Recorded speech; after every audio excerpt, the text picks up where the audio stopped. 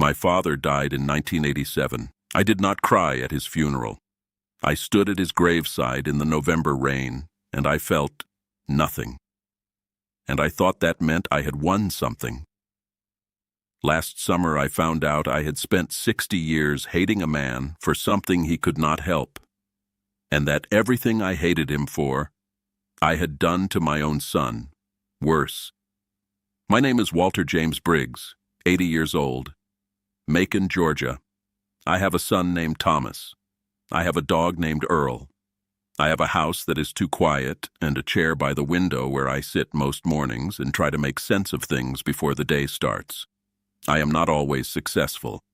To tell you this story, I have to tell you about my father first. His name was Robert Calvin Briggs. He was born in 1921 in rural Georgia.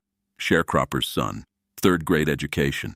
He worked at a steel fabrication plant in Birmingham for 31 years, and he came home every night at 6:15, and he ate dinner and he sat in his chair, and he was absent, not physically. Physically he was there, but there was a wall around that man that I never once got through. He never told me he loved me, not once that I can recall. He never came to a single school event, never threw a ball with me in the yard, never sat on the edge of my bed when I was sick or scared. He was just there, like furniture, breathing furniture. My mother made up for it the way mothers do. She was warmth enough for both of them. She laughed, she sang, she held us. She died in 1973, and after that, the house was just my father and his silence and me counting the days until I could leave. I left at 17. I joined the Army.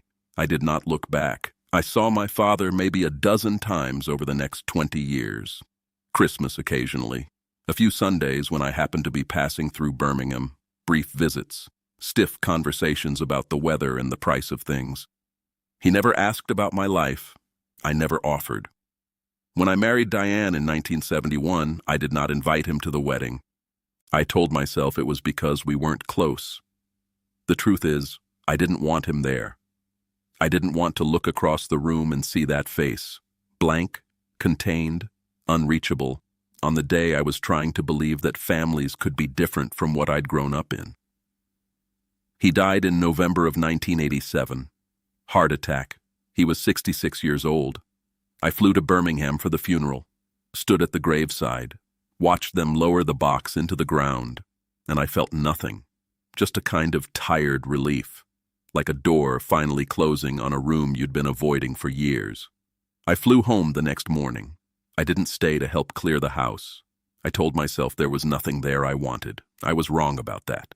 But it would take me 37 years to find out. Last June, my nephew Gerald, my cousin Raymond's boy, called me out of nowhere. He'd been clearing out an old storage unit in Birmingham, one of those places families rent when they don't know what to do with things and then forget about for decades. It had belonged to my father's sister, my Aunt Ruth Ann, who passed in 2019. Gerald said he'd found a box with my name on it, just my name, Walter, written in handwriting I didn't recognize at first and then did. My father's handwriting. I told Gerald to mail it to me. It arrived on a Thursday. Brown cardboard box, maybe the size of a shoebox, sealed with tape that had yellowed and dried so thoroughly it crumbled when I touched it. I set it on the kitchen table. Earl sniffed it once and went back to his bed. I made coffee. I stood at the counter and drank the coffee and looked at the box. And then I went and watched television for 2 hours. I want you to understand something. I was 80 years old and I was afraid of a cardboard box. Afraid of what a dead man might have left inside it. Afraid of what it might cost me to open it. I opened it the next morning. Letters. The box was full of letters, sealed envelopes, dozens of them, maybe more, stacked carefully, bound in small groups with rubber bands that had long since lost their elasticity and crumbled when I lifted them. Each envelope had a year written on the front, all the way through to 1987. 25 years of letters. I picked up the one marked 1962. I was 17 in 1962, the year I joined the Army, the year I left Birmingham and didn't look back. My hands were not steady when I opened it. The paper inside was thin, blue-lined, the kind you bought in packs of 50 at the 5 and dime. The handwriting was careful, slow, like someone who had learned to write late and never fully trusted it. Walter. I don't know how to say things out loud. I never have. Your mother could say things. I watched her do it your whole life, and I never understood how she made it look so easy. When she died, I thought maybe I would learn. I did not learn. You left last week. I watched you go from the front window. You had one bag. I should have come outside. I did not come outside. I want you to know that I see you. I have always seen you. I just don't know what to do with what I see. Your father. I sat at that kitchen table for a long time. Then I picked up 1963. Then 1964. One letter for every year I was gone. He had written to me every single year and never sent a single one. I want to tell you what was in those letters. Not all of them. There were too many, and some of them are mine in a way I'm not ready to share.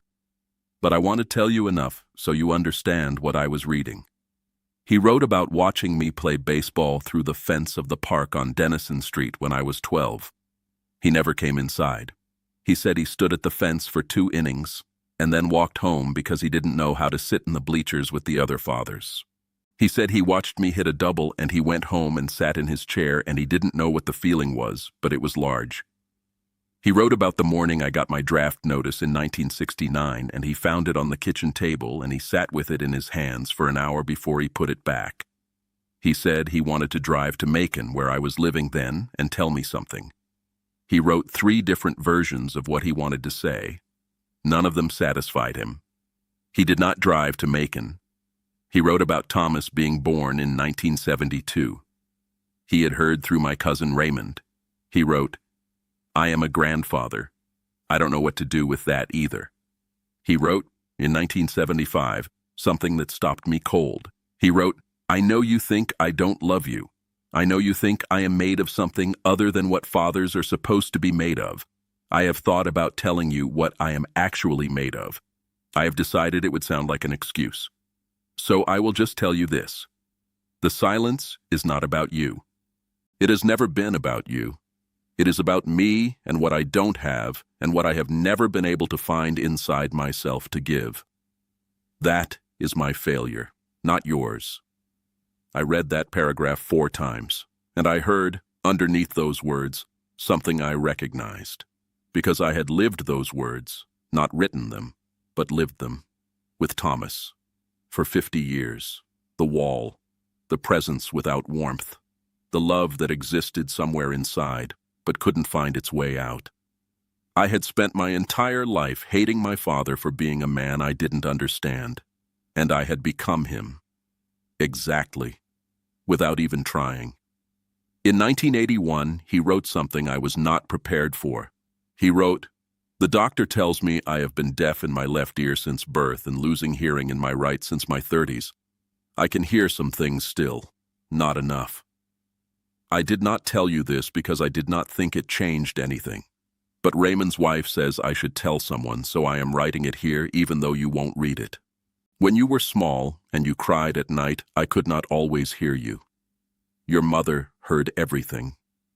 After she died, I was afraid. I thought you would cry and I would miss it, and you would think I didn't come. So I came to your door every night for a year and stood in the hallway and listened as hard as I could. I don't know if I always heard right. I don't know what I missed. He was deaf. My father had been going deaf my entire childhood, and he never told anyone. He couldn't hear me. He stood in hallways listening as hard as he could, and I had spent 60 years reading his silence as indifference. I closed the letter. I put both hands flat on the table. Earl came and put his chin on my knee. Outside, it was an ordinary Tuesday in June in Macon, Georgia, and I was 80 years old, and I was understanding my father for the first time. I read all the letters over 3 days, and in the very last one, 1987, the year he died, dated 6 weeks before his heart attack, I found something I almost missed. At the bottom of the letter, below his signature, in handwriting that was shakier than the earlier years, I gave these to Ruth Ann. I told her to burn them. She said she would. I don't think she will. She never did what I told her to. He knew. He had written 25 years of letters to a son he never sent them to. And then he gave them to his sister and told her to destroy them.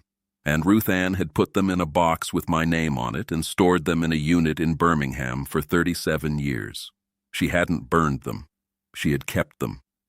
Waiting maybe for the right time, or waiting for someone to find them when the time came on its own.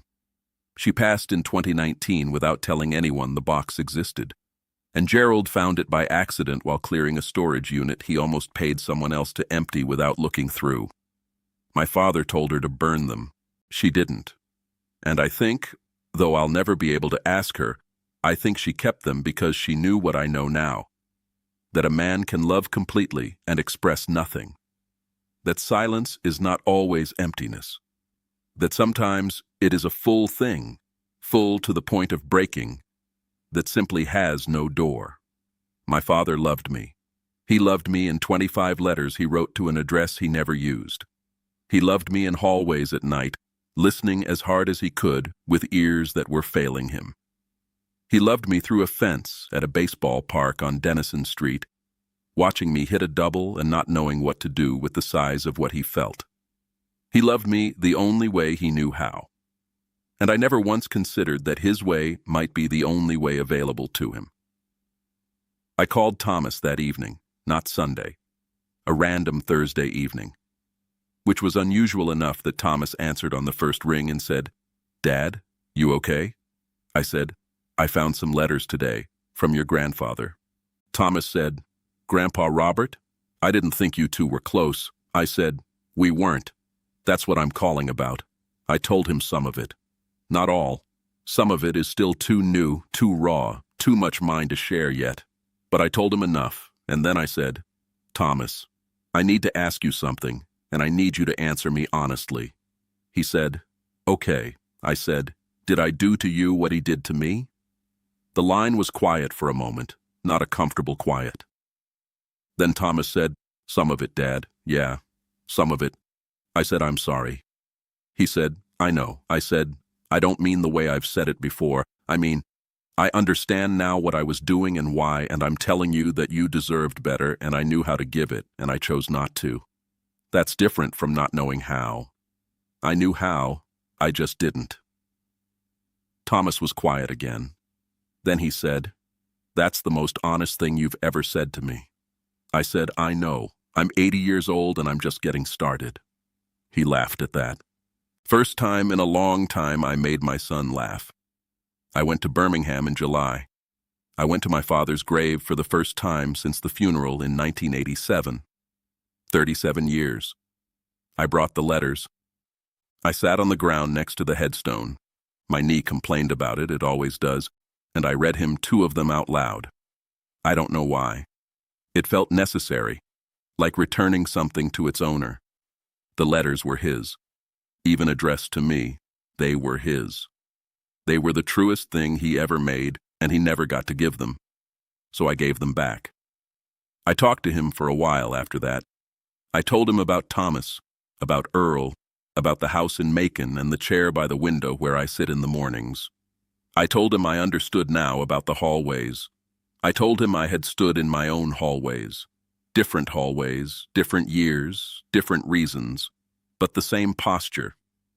Loving someone from a distance because the distance felt safer than the risk of getting it wrong.